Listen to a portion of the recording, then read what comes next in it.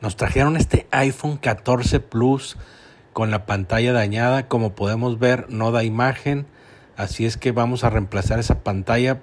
El cliente nos pidió una original y no quiere que aparezca mensaje de pieza desconocida, así es que se le hará también trasplante de circuito. Mira qué bien se ve ya con su pantalla original en perfectas condiciones y sin marcar mensaje de pieza desconocida. Te recordamos que podemos apoyarte en cualquier reparación de tus equipos Apple. Muchas gracias por tu preferencia.